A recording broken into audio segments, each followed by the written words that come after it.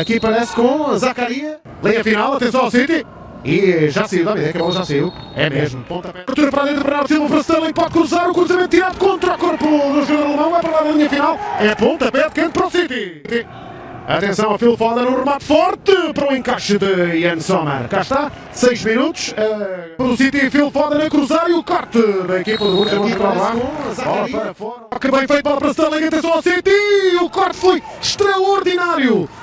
Ferran Torres, Fernandinho, Marreis, já lá vamos. O City, com a hipótese de marcar. Ainda Sterling, o roubo de bola e o corte. A pressão é tanta, Gundogan pode atirar. Phil Foden a cruzar, largo. Sterling não vai chegar, a bola vai para lá da linha. Para cima do adversário, tenta passar, já passou, vai cruzar. Cai na área, Artur Soares Dias diz que não há nada, é pontapé de canto para o City, não, pontapé de baliza. Ainda Cancelo, a tirar o cruzamento, o cabeceamento e está feito o gol! É gol de Bernardo Silva, é totalmente português, o cruzamento é de Cancelo, a finalização é de Bernardo! Está feito o primeiro golo e o primeiro golo de Bernardo Silva na Liga dos Campeões, época 2020. Finta já fez, vai rematar dali, rematou, vai para fora! Tem facilidade também nisto, o João Cancelo, está num grande momento, está em grande forma internacional. Esse momento doloroso. E atenção, errou a equipa do Borussia Mönchengladbach. Gabriel Jesus pode fazer, não faz porque ele é bem feita. Que perda no ataque da equipa do City, que advém de uma... A equipa do Borussia Mönchengladbach, Lars ainda lá a abrir bem o corte. Só o contra-ataque e a resposta da equipa do Borussia Mönchengladbach. O passo foi com muita força. Play-A podia ficar na cara de Ederson. Precipitou.